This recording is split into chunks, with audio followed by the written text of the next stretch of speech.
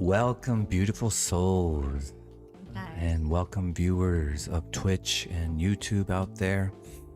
Welcome to Indie Podcast. I'm Shiro Nobunaga, and our beautiful co-hosts, the sultry oracle, Mehreen, with us. Oh. This is episode number 2 of the topic of forgiveness. First of all, I want to acknowledge the beautiful dress you're wearing and how underdressed I feel today. Not at all. But look at those accessories. oh, thank you. Pop it. This is once again, Indie is brought to you by Guided Soul-ution, produced by Lost Cause Media and Creative Box Studio in Ontario. The music that you're hearing in the background was written and produced by Michael Martinez at User1 Music. And he is also our sound engineer today. So we get back into the episode 2 of forgiveness. So I'm just gonna kind of recap some of the point. And of course, we talked about how this was prompted by a question from a client who said, peacemaking. How do I make peace or forgive the people who wronged me? And in that sense, do I have to make them aware, or this is more for me? And we kind of got into sort of defining what forgiveness means at various levels of consciousness and paradigm or narrative, and how that feels, what kinds of things that makes us aware and things like that.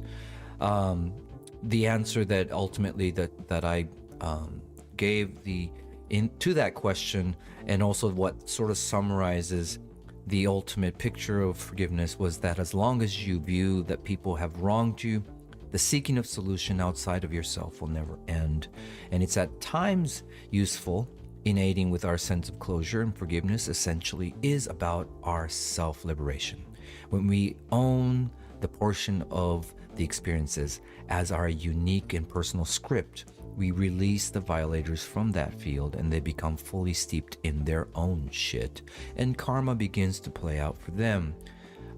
This is why when we fight, resist something, it usually perpetuates and so forth. When we own our pain as our unique and personal healing and integration, scripted prior to our birth for ourselves, then we step out of the victim mindset and step back into sovereignty.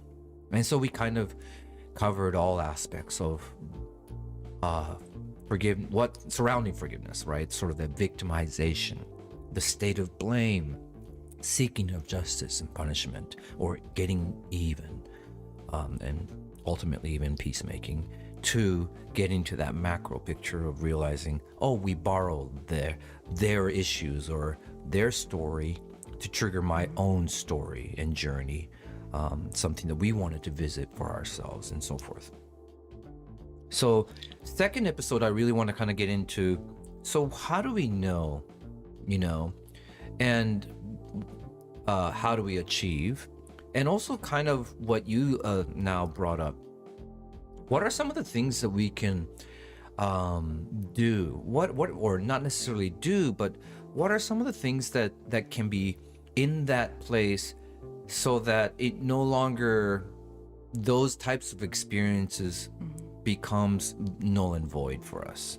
Yeah, I mean, as we're working on getting to this ultimate level of detaching and realizing that, these are characters being catalysts for us, can we set boundaries for ourselves? Can we work on just up-leveling our consciousness, but also not being constantly triggered, so we're in that same state of, I can't even work on myself right now because I'm still so upset by this person stepping all over me. So what do healthy boundaries look like for this process? And I want you to define for me, because I think I'm already seeing, again, same kind of different spectrum of that word. So tell me where you're coming from with that word.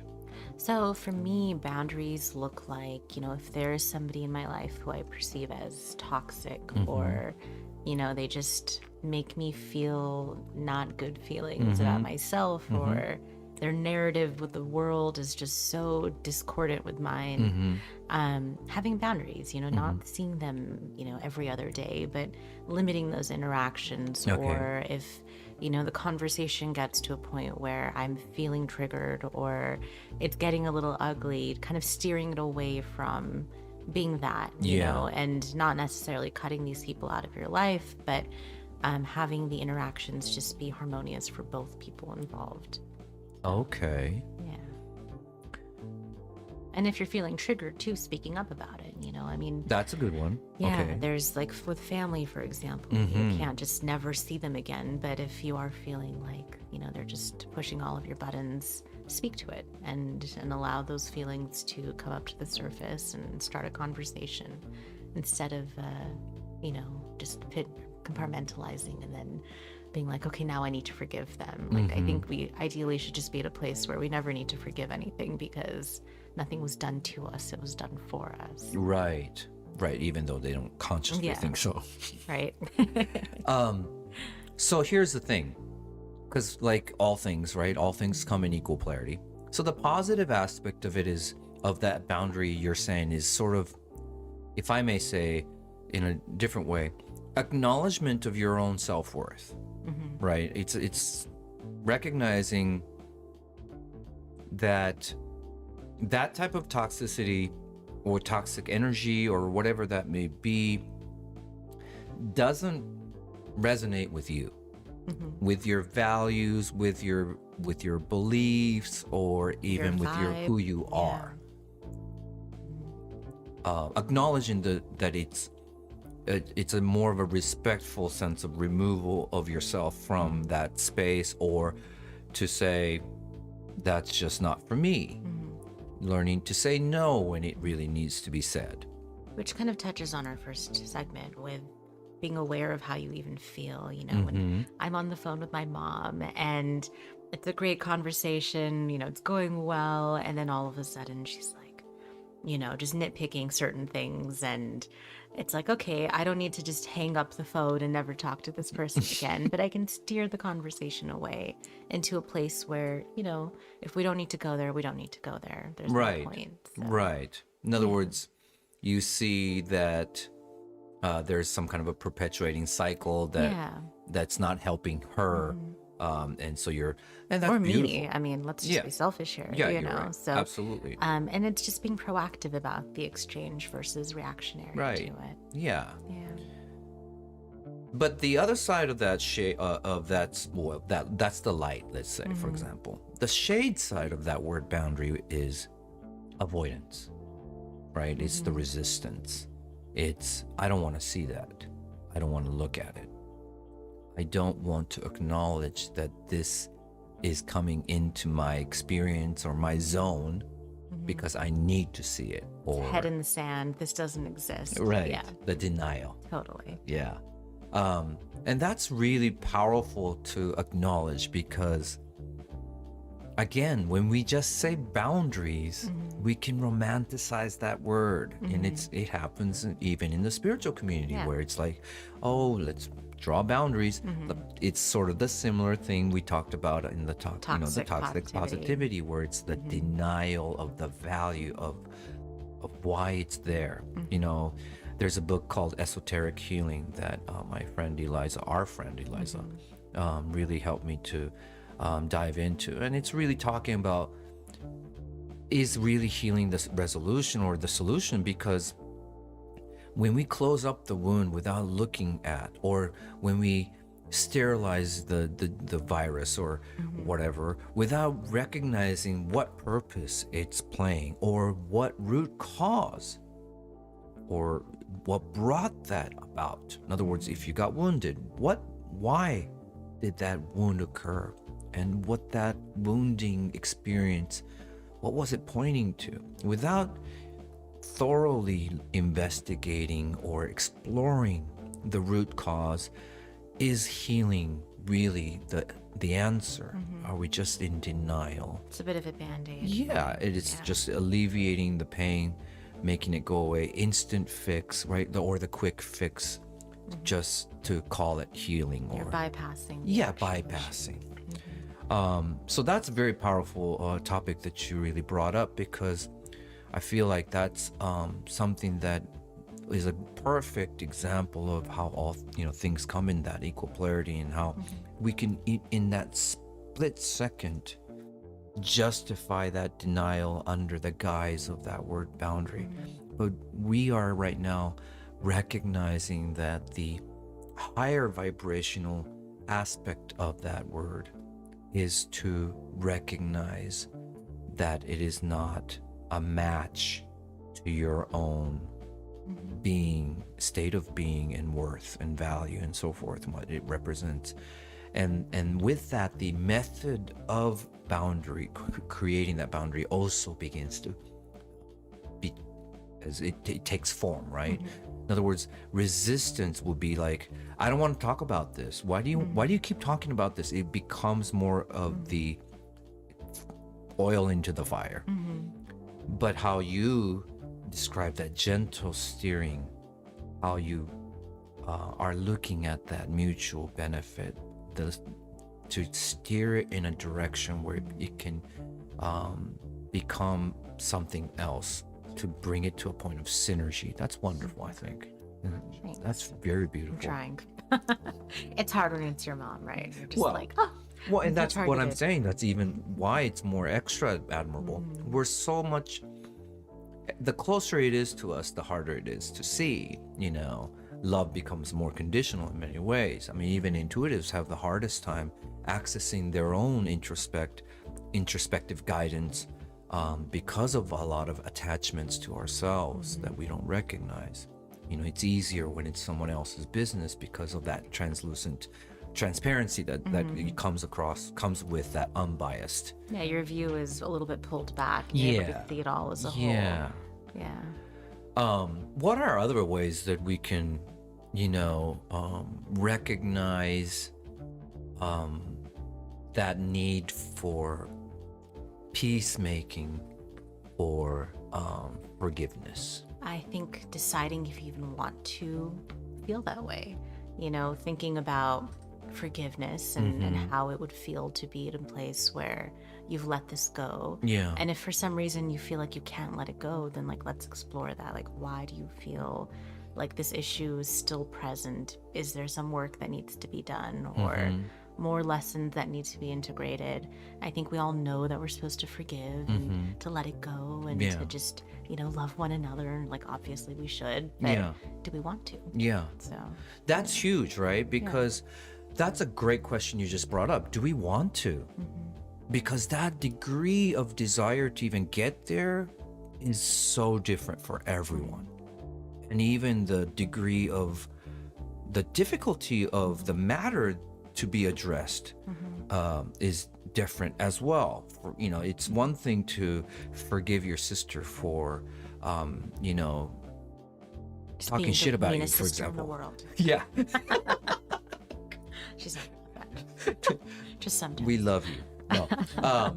But it's another when it's someone that wronged you over and over, an abusive parent or traumatic experience, severe abuse, losing your loved ones to neglect, like drunk driving or irresponsible or seemingly irresponsible act or choices. What are some of the other instances that you can kind of bring up that would be good example of things that are hard to forgive? There's the being hurt and it's an accident, right? That person didn't mean to hurt you. It was something that was just didn't feel good to hear, but it was coming from an honest place, in their perspective.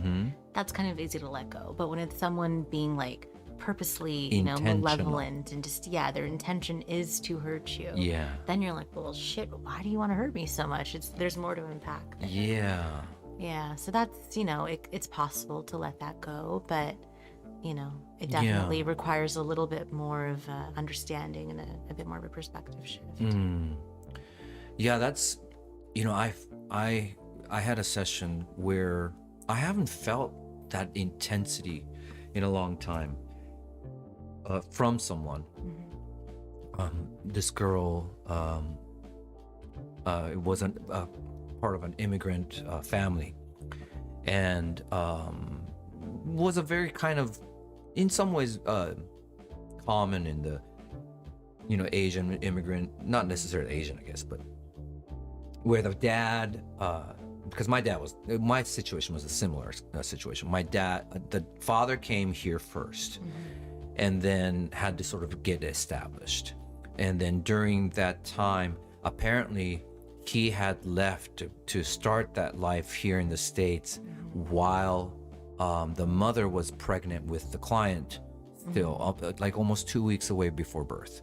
So the idea that he had left the country before he saw the birth through. She has an older sister who also is much closer to the father, and so there's this connection. However, the father was more lenient and loving, or gave more attention to the younger, the client, and in which, of course, the sister also was harsh, jealous, I guess, condescending, literally berating and belittling kind of approach. Because she's hurt. Very hurt and jealous. Family And then is so complicated. having a very passive mother who didn't intervene very well at all. And she said when she turned 25, and this is when she, these are things that she felt when she was in, 6-8 years old, that she finally confronted the father at 25, I believe. And the father was like, why are you bringing this up now? There was no acknowledgement, no apology. And so there was just this ongoing narrative of, my sister treats me this way. My father doesn't think that there's anything wrong with what he did. And just, she came, and a lot of respect to her, because she was saying, her opening was, I came to you because I can't stop talking about this. And I'm beginning to see that my friends are getting fed up with me. So it's just, and I can tell the way she's and she's very passionate about it, even when she talks about it. It's still very I can fresh. tell that it's been repeated hundreds of times, but the intensity is as if she just experienced it. And I was very intrigued by how some people can have it so vivid and fresh, no matter how long ago that was. And again, the empathy is what allows me to really begin to connect with her, and I started to see through her eyes, and of course I started to connect with her father, and so forth. And of course the final resolution was, look, this is all happening to you because you wanted this to be part of your story. That it's not happening to you. This is so that you can learn to authenticate yourself. That you ultimately are suffering from all of this because you feel, because the other thing, of course, is that I went to the university that they wanted me to go to, and I get no accolades, or there's no acknowledgement. I checked all the boxes. Yes. It's still not good enough. Yeah. And I felt that disappointment. Yeah. That you're banking on the template that they laid out for you, and putting that genuine belief and dedication and loyalty to, and then realizing, so is the answer. It's, imagine, it's like the soldiers that gave all of their every inch of their emotional and dedication and loyalty to serve the country, only to find out that they don't care about you, that they don't care about you enough to take care of you with your post-traumatic syndrome or whatever. It's like feeling betrayed. Absolute betrayal. Yeah. It is a sense of yeah, that would be difficult to let go. That would be difficult to forgive.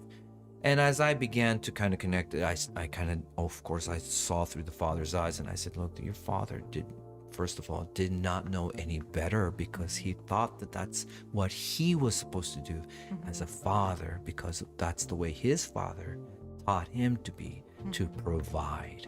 And so he thought he was doing the right thing. So to him, he can't understand. It's not that he doesn't want to, but that he can't understand why you would be upset for him doing what he was supposed to do when you wanted him by your side. His point of view was, but I am the reason why you are right now being able to have this life here in America, kind of thing. It was a tough choice, but it was a tough choice. The better one for the family. I guess it made it harder because he got defensive. He couldn't say, hey, I understand that. I'm sorry that you felt that way. Because he doesn't. But this is how I had to do things, and I did it for the greater good. But of course, his capacity was that was maxed out for him. In other words, he was already in a place where he wasn't truly believing in what he was doing. He was doing something that he thought he was supposed to do. So again, he also felt victimized in the situation as well. So that's actually beautiful. I mean, the symmetry of it, of I'm doing all the things to, you know, be the best person for my family and what they want, and it's not good enough. Yeah. And everyone's feeling. Did you ever feel that gap with your parents? Yeah, I mean, my mom definitely still would like me to be a doctor and marry a Muslim boy and do all of that. And I like, Mom, that ship sailed a long time ago. So, ultimately, she just wants me to be happy. Yeah. And, What about your father? Was he pretty rigid with the original culture and tradition, even really after? Wasn't. Okay, that's interesting. Yeah, his departure from Afghanistan was so chaotic, and just with the level that he was working at with the certain people, when that revolution happened, it was kind of like a flea in the middle of the night sort of thing. So he never just really recovered from leaving his family and not being able to say goodbye. And I feel like at this point, he had done what he thought was right.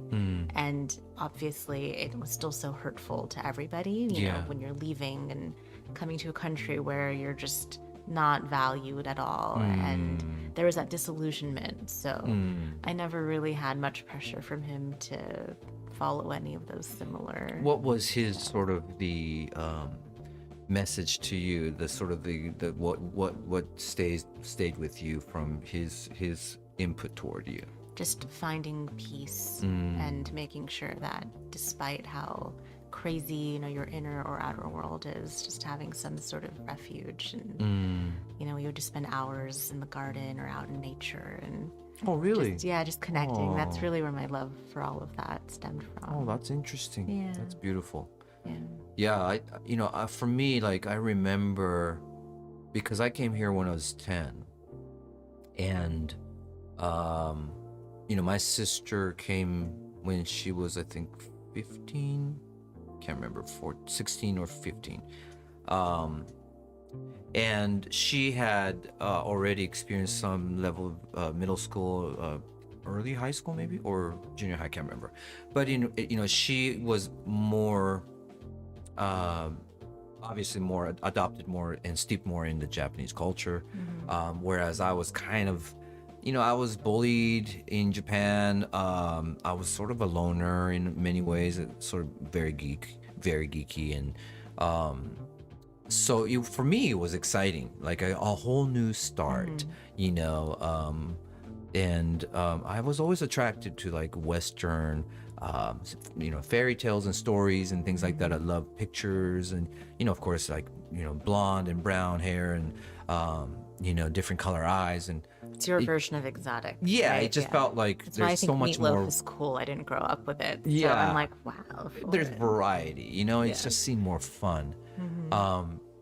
And so I was very quick to get, for lack of a better words, Americanized. I learned English faster. My sister had a little more accent because she already had started some entry-level English in Japan, which is taught with teachers that don't even really speak English. So she had a little more difficulty with the accent, whereas I just went with the sound. And of course, because I'm musically inclined, maybe that I was able to adapt it to pronunciation easier as well. But I remember the gap that I couldn't understand with my parents and I, in regards to, which hindsight now, of course, I understand, is that they moved here, but they never really adopted or really changed anything.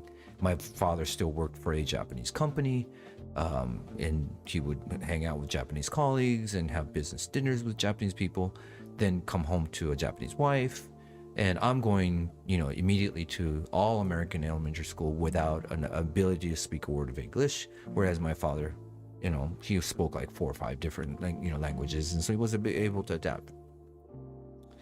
But I couldn't recognize why he couldn't understand the way I operated, or the way I thought, or the kinds of friends I had. And it took that empathy for me to finally realize, his operating system never changed. The Japanese traditional ways never changed for him, whereas for me, I was that soft, like a clay. I was easily molded to something new, but I was resentful of that lack of understanding and sort of that gap that was created. And I remember that, but again, nothing. And of course, I've gone through, some, I guess for some that would be regarded as a sort of a traumatic experience, having experienced an accident that involved death, or having experienced sexual abuse as a youth or whatever. But again, for me, it was strange because I always had this sense of detached self, observing my experiences and sort of kind of like, yeah, this is supposed to happen, or I needed to go through this, or there was a sense of seeing the bigger picture. I don't know why that was there, and I guess that would be sort of the category of an old soul, or whatever that may be, that I had gone through enough to have that sort of the innate understanding to detach from things like that. But when I connect with people who are still very connected to that experience and pain,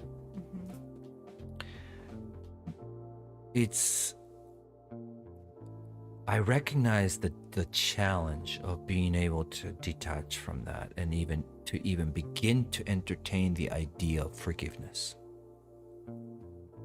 And that's something that you had definitely touched on in the first episode, which is that to allow yourself to feel those things is one of the first steps. And I really now feel like that's something that I love to also begin to explore. And perhaps I haven't really explored that, because I remember when my father had passed, I do recall both my mother, and my father, there was a sense of, I wish they were more like this. Like I had, and we're going to do a movie night one of these nights, so that we're going to, get to see Forrest Gump. Only if you bring me chocolate. I know enough about that movie. A box of chocolate. You never know what you're going to get. But Sally Field plays Forrest Gump's mother, and she was like the classic mother that I really always wanted to have. Until I really reunited with my past life mother, who I call her my mama. In this life, her name is Connie. Hi, Mama Connie. She's like that. She's dynamic. Don't let them give you any shit. That kind of thing. You fly with your own wings, son. Kind of mother. But my father, I really didn't have that connection with my parents in that way. And I guess he was a very common Japanese family in that regard. But I remember I never connected with my dad. But I think that there was always this innate sense that he loved me. I always knew that I admired who he was. I could never be like him in that regard of being that elite, intellectual, high achiever kind of person. But I remember never crying, like you had kind of mentioned. I never cried. I remember one time when he really did shut down at the hospital, and we all went, like, oh, this might be it, and we all went, and he came out and he's like, oh, still here. And so I took that opportunity and I said, hey Dad, are you happy with your life, Dad? Expecting him to go, I wish I was a better father, kind of thing, right? And then he looked at me right in the eye with this beautiful transparent eyes, and he's, yes, I'm happy. How did that make you feel?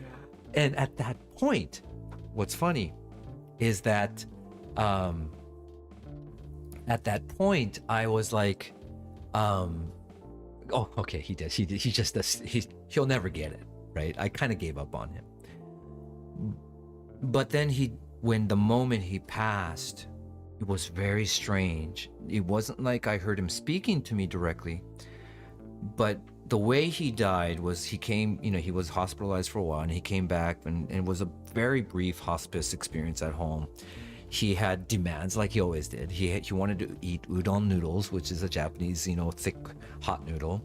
He wanted to eat coffee jello, which is one of his favorite, and eat ice cream, and watch golf. And so we just try to make everything happen. We got the udon noodles made, we got the coffee jello from the market, and we brought ice cream. And even the hospice nurse was like, oh my God, I can't believe he took it all down. He hadn't eaten anything solid for the last 6 months, and he didn't throw up or anything. He took it all in, Just wanted consumed it all. And I'm like, sorry, Dad, cable was canceled, no golf. It's like, it's okay. But he had eaten it all, and then he died. Wow. Right? And my mom and I, it was just my mom and I at that moment. And I remember the three of us just sitting in the bedroom. And then we stepped out for a second. Then the nurse said, oh, he's just passed. And we walked right back in. And what felt like 3 people in the room definitely felt like it was just 3 bodies, but only 2 people in the room. And I remember going, wow, what a trip. So weird. That was the first time I've seen death right in front of me like that. But what I wanted to say was that at that moment, my mom and I looked at each other, and to the very last breath, he did what he wanted to do. And I had this great epiphany that connected me to that moment where I wanted him to think that he was a bad father before he passed, right? Or that he was an absent father, for lack of better words. And the epiphany was, he was teaching me the most valuable lesson in life. And that is, do what you want and never apologize for who you are. So bold. And it was so powerful. And here I am, I was counting all the sacrifices I made for others, for the family to stay together, to be the mediator for everyone, and not being appreciated enough. And this harboring of this thing, the knot, it just lifted to that admiration, like, oh, Dad, man, like, you made the last rock star exit without saying a word. You taught me, because he was never that way with me, like a father who taught anything philosophical or any imparting wisdom. It was always kind of implied. Yeah, only thing he knew about is study and do well and make money, really, in that sense, or be successful. Wow. But it was just a moment, and then but it again, no emotion, no connection. And then that was around the time I started to explore the esoteric path, and I had my first psychic experience. I had a psychic friend of mine that I connected with, and I had my first psychic experience and mediumship. And then my father came through, and he had this profound message, like, look, all I knew was to achieve and be high achiever, and to achieve prestige, and I never acknowledged your kind heart. is what the way the medium said it to me. And I was like, oh, that's nice. You know, I was still kind of like, that was my first ever experience of someone coming through from the other side. And it was way before I knew that I had the ability to do that, you know. So he was just like, oh, that's nice. He sent me the recording, and then I was by myself driving in traffic and listening to the recording, and suddenly dawned on me that that was really my dad. Like this sense of authentication when it was just me and it was him through my, you know, the him, but it was his voice, but I can hear that he was my dad. It was a strange sense. Yeah. And I started bawling for the first time. So much so that because I was in traffic. And I was like, that's my dad. And I cried like so much. And I look over and all the people in this traffic was like, is this guy okay? You know? Traffic's really getting And I'm this looking one. at everybody else going, because I had the earbuds in. I didn't want to even put it on the radio. Or I couldn't at the time. And so, sorry for the long-winded story, but it was just this whole, I think I allowed myself to feel something in regards to that experience. And that liberation, to me, wasn't necessarily like a forgiveness per se, but it was a sense of closure, a good sense of it. It really made all of the sense of my father being a very absent, not caring, because he was always like, you do this, you know, like, excuse me, like, I have a life, like, why are you commanding me to tell me something, to do something? That whole authoritarian kind of father, to all of those memories just all dissipated and made it all good. You integrated all of it. Yeah. That's so beautiful. And that was my personal journey. Sorry to interrupt. I just received a note that one of the viewers, sorry, I need to look at it again, had a question for us. And sorry, so we are finally getting around to your question. The question from the audience is, what is your take on forgiving yourself? Is it similar to forgiving others, or is it a whole different approach? Great question. Yeah. That is so true, right? We kind of sometimes, when we get onto the topic of forgiveness, we definitely look at first those that we need to forgive, those that wronged us. Outside of ourselves. Sure. Yeah. It's always, we forget to put on the oxygen mask on ourselves first. So what does forgiving ourselves look like to you? Oh God, I'm still I'm integrating that one.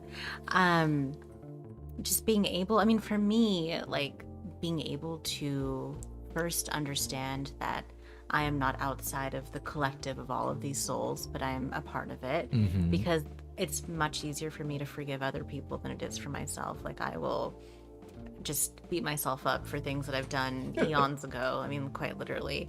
And yeah, I mean, the self-love and just getting to a point where I feel like I mean, I know deserve is a loaded word, but just saying, you know what, like, you deserve to be happy. You can let this go. This isn't serving you anymore. And, you know, I kind of flirt with the idea of forgiving myself.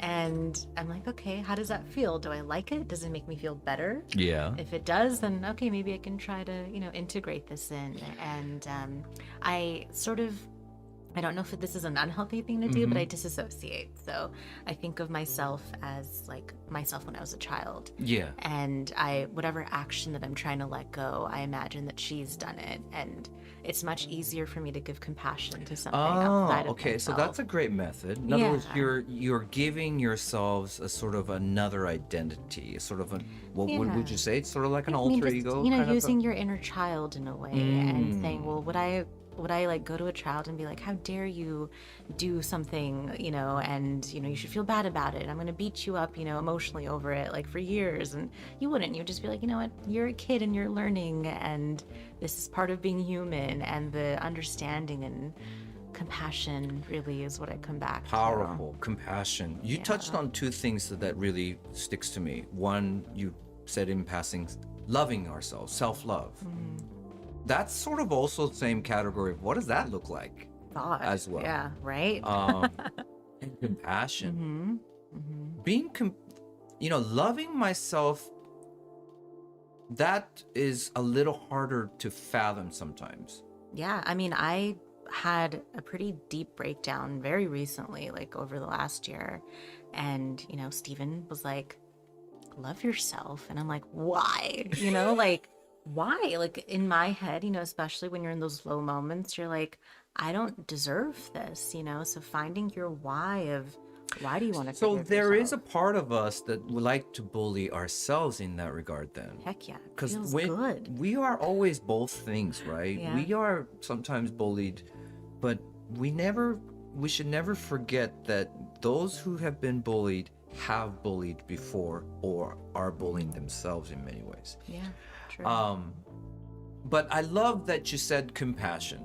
Having compassion for yourself, for me anyway, that is something there's more tangibility there.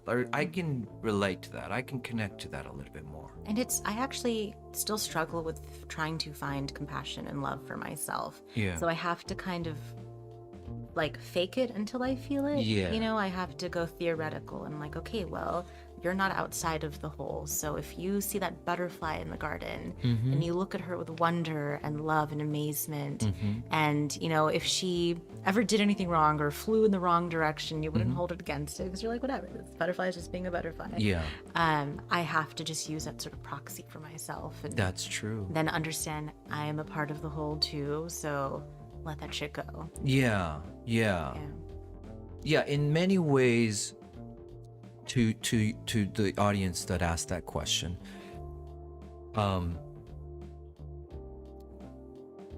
we treat ourselves the way we are taught to be treated. We are taught, for example, the way our parents treats us, or how whatever we've been sort of conditioned in, we feel like that's how we also have to treat ourselves. That's often there. And part of what you said is found in that if you were able to see yourself as that baby, that child, how would you approach what you would consider a wrongdoing, something that wasn't right, so detaching from yourself to see yourself as in that, saying inner child is one way, but just to see if you were your parents, if you were if you had a boy or a girl that is you, how would you address Respond that? to the Yeah, situation. how would you have liked to have been treated? Oftentimes, again, the lack of clarification of what we want and only knowing what we didn't want also limits us to the ability to find how we would have actually wanted to approach, right? A lot of that happens in my sessions. It's like, okay, I really see what you really didn't like and what you didn't want, and here's the question for you, what do you want? And oftentimes that is where their answer gets stuck, like, I really don't know. Yeah, I mean, I was in the same place too, where I'm like, you spend your entire life really in this place of doing what you have to do and need to do and duty and all of that. And then you're like, oh, but now I can do anything that I want to do. And it's like, once you break that pattern, you're like, I don't even know what I want to do. Like, what makes me happy? And so you spoke to, using this proxy of yourself, and also for me, like, whether I'm in some sort of disagreement with somebody else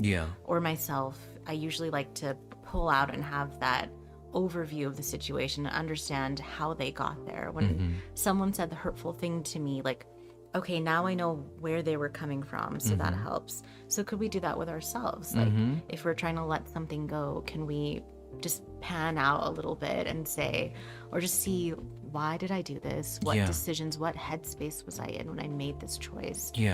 Why didn't I show up for myself enough to really assert my boundaries? Or, just... Well, in some ways, would it be possible that we see it as virtue to be hard on ourselves. Oh yeah. Because like even, and this is also oftentimes a phenomena I see for old souls, for that matter, people who are already in the modality of service to others, who have innate desire to love and serve and add value to others, but still have the imprint from their other lifetimes of becoming a martyr for the cause, sacrifice being that of the virtue, right?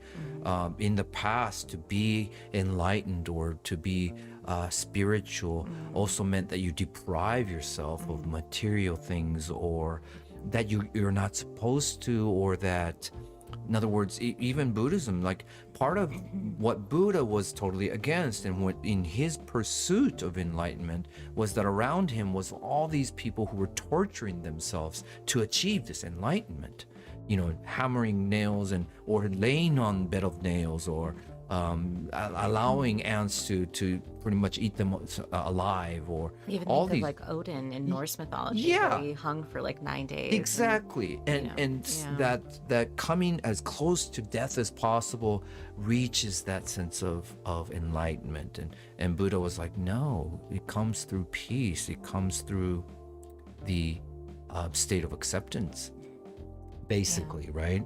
So he was very much against that, but yet it's true that there must have been many souls with their greatest intent of the highest good and intention, that they still have an imprint of, if everyone else is happy, then I don't mind suffering. If I'm just beating myself up and I'm forgiving everybody else, then it's okay. And it's So imbalanced, because it can be that approach, but it could also be like, I don't value myself enough, so I am expendable. But remember, we live in a world where valuing yourself, being self-centered, which is a beautiful state to be, right? To be centered in yourself. But look how negative it is it's to like say you're a narcissist, self-centered. you're selfish. Yeah, we don't self-absorbed. know the difference between self-absorbed or self-consumed versus, or self-serving, versus truly centered in yourself, of authenticity. That's so true. I mean, we can say center yourself, and it's a perfectly fine mantra in your yoga class. But if you're like, be self-centered, everyone's like, what? Right. What? Is that Can I? okay? Can I do that? So maybe in some ways, the difficulty of forgiving yourself comes from a sense of virtue as well. But in the end, whoever you lay blame to, whether it's you or someone else, when we look at it from a much bigger or higher perspective of us acknowledging as one collective consciousness, singularity consciousness, unity consciousness, a sense that we are all connected in one way or another, then how we treat ourselves and how we treat our others are not any different. That it's safe to simply say how we treat ourselves is in the end how we truly treat others, and even more, how we attract those that treat us in that way. Yeah. Right? Because life Sounds is right. responding to us. And so forgiveness of self, and let's not compartmentalize it to just self. This segues us into how we achieve that state of forgiveness, what that looks like. And some of the words that I now want to put out there. One of the most powerful state of, because in the end, it's semantics, right? It doesn't have to be forgiveness. If it's a sense of peace that we achieve from that experience, it's one and the same. You don't have to use that word to be able to have the same essence, because it is in the end the state of freedom, liberation, and peace. How do we get there? And one key aspect to all those words is acceptance. Acceptance of what is, and acceptance of what is not. That's a good one. I mean, I was also thinking of faith, before you said that. Mm-hmm. And, we all know of divine timing and divine Mm-hmm. purpose Yeah, and yeah. reasoning. That's And powerful to your right. right, I'm gonna but add that. thank you. Mm-hmm. I better get a credit. Just kidding. But it's Copyright.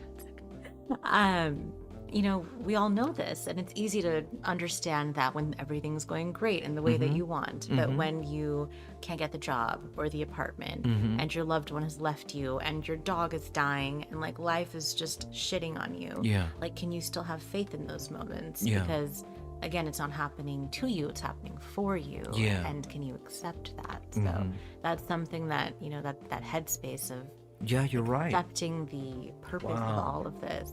Powerful. Yeah. Yeah, because acceptance is hand in hand with that faith, that you have some innate belief that there is something greater at work, that it's steering us toward the better good or the higher good. I think I just have to believe that. I mean, it just makes the most sense.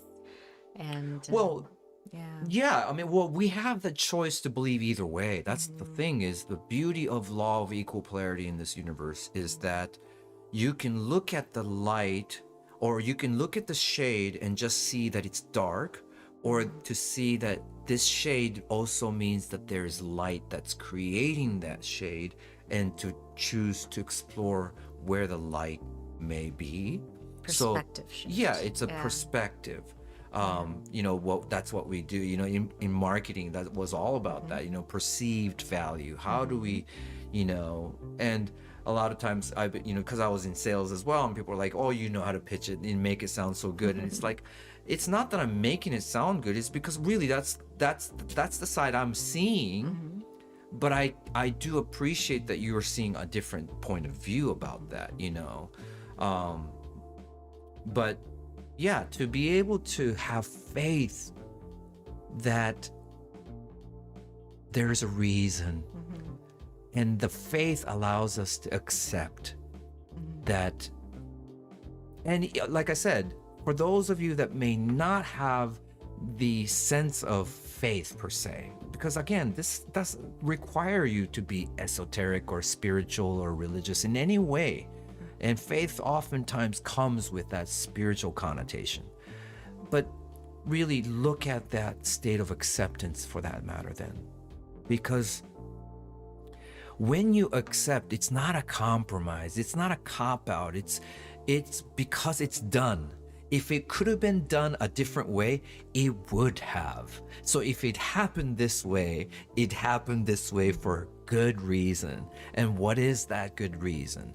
But the acceptance is the only way it allows us to access that particular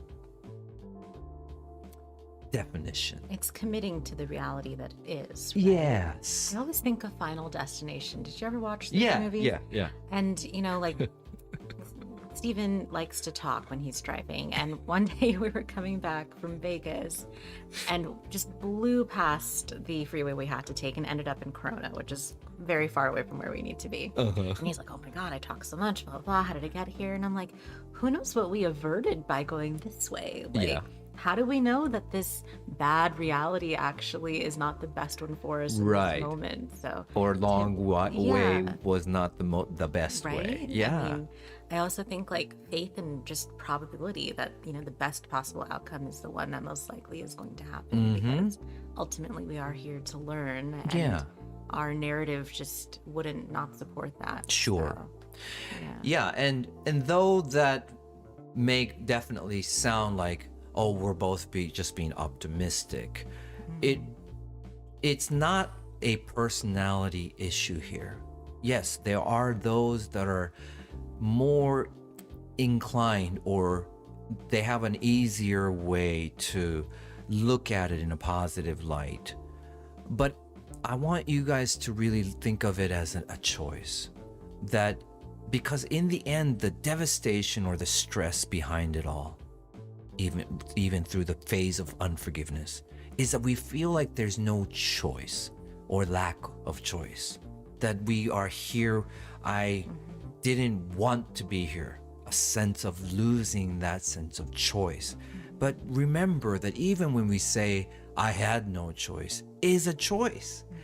And to acknowledge that when you feel something, that it's a choice that's being made, even though it's not a conscious choice. A subconscious choice is still a choice. A choice is made in a split second of our mind because it's that quick, it's in that timeless zone.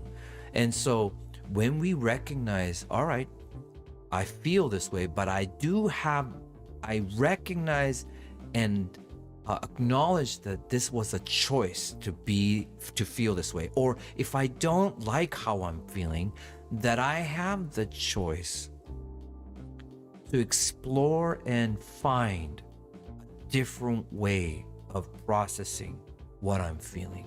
And that goes hand in hand with just accepting that you are sovereign, that you have the power, and there's so many ways one situation can make you feel.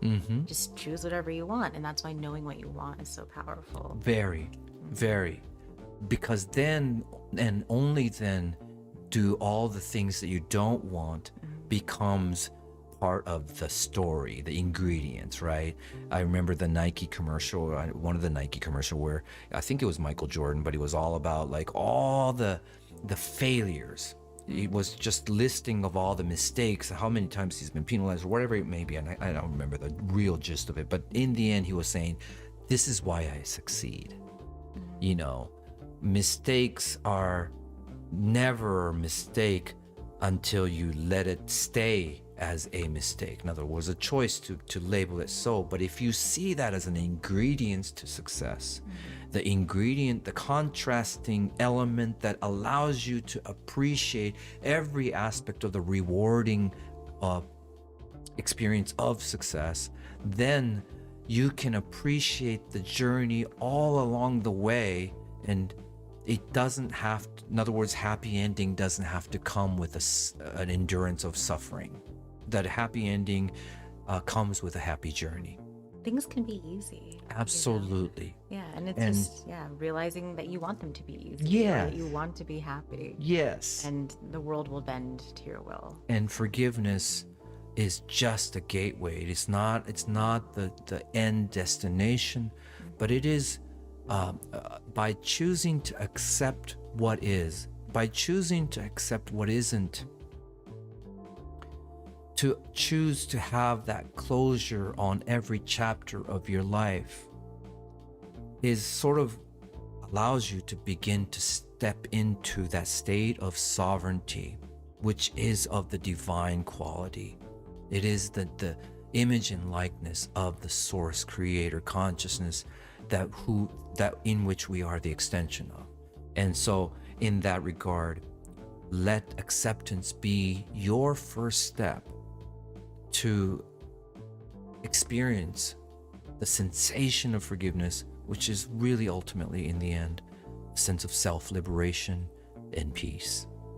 And with that said, we're going to bring our second episode of In Deep to a close. Mehreen, the Sultry Oracle, thank you very much for being a sounding board here and again offering a lot of wisdom and gems and nuggets here. I'd like to again thank Lost Cause Media, our director Steven, for the live stream of Twitch and editing the video for YouTube, and of course acknowledging Creative Box Studios in Ontario for letting us use this beautiful studio, and Michael Martinez for engineering the audio, and for the music of In Deep, the podcast by @user1music. Thank you everybody for watching and listening. We are looking forward to seeing you and connecting with you once again. Goodbye, and until the next version of the Now.